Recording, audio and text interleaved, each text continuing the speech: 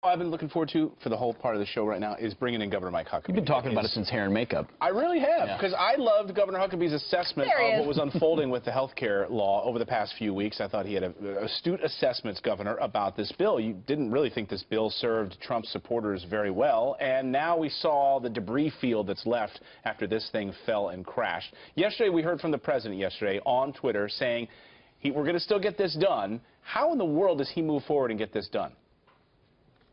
Well, I think he's got to focus on the product and not the process. In my view, what happened was that the people of Washington captured this and made it about process, getting it done in a certain deadline. What was that deadline? Why an artificial deadline? Why did it matter? And instead of focusing on the impact that it was going to have on the very people who elected Donald Trump, they focused on the Washington self-imposed, let's get this done, let's show everybody how good we are. And I think that a lot of members of Congress finally just said, whoa, there's some things they're going to hurt the people of my state. And they couldn't go along with it. So, yeah, go back to the drawing board. But focus on the product and not the process. People outside of Washington couldn't care jack squat about the process. About parliamentarians. Well, Governor, I mean, you know well what it means to bring people together to get things done. As governor of the state of Arkansas, I mean, you've done this for years now.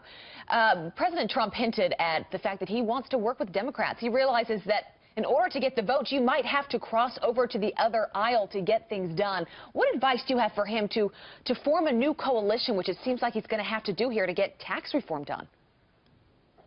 Well, never make it about the party or the ideology of left and right. Make it about the ideology of up and down. It's what I call vertical politics. Democrats can vote with you if what you're proposing takes people up, not down.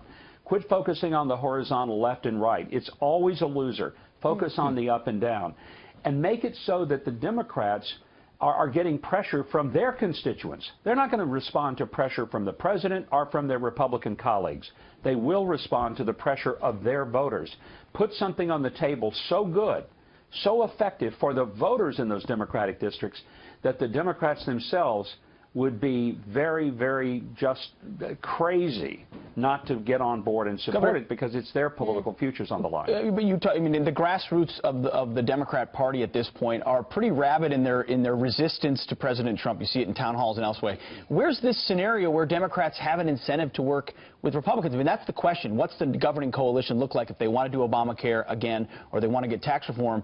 Isn't it, I would posit it's more likely that you work with the Freedom Caucus or others to sort of shore up a conservative Republican bill as opposed to hope you get Democrat votes when you might then also lose conservatives. I mean, which one do you think is more likely?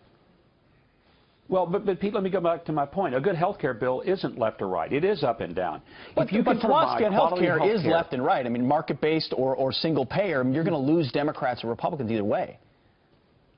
Well, but it doesn't have to be that way. And here's why I'm saying that. Free market is something Republicans embrace, but if it delivers health care at an affordable rate for people, then Democrats can't really reject that. Who doesn't want that? They might not like.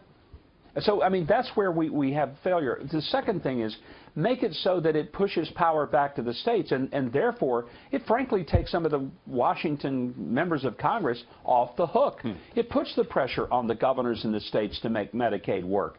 There were a lot of problems for Republican governors in this bill because it meant that some of their Medicaid expansion, you can argue that they shouldn't have done it, but they already did it because they felt like they had to. The point being, in about 3 years, their state budgets were going to collapse without some form of continuing that process. Governor, we'll get you out of here on this. We've got Representative Adam Kinzinger coming up on the show, Republican. He says that the Freedom Caucus single-handedly saved Obamacare. He thinks they need to work with Democrats. How do you think they get tax reform through? Is the Freedom Caucus going to be a sticking point here? Well, it shouldn't be. I mean, for heaven's sakes, if the Freedom Caucus can't support significant tax reform, they need to go home.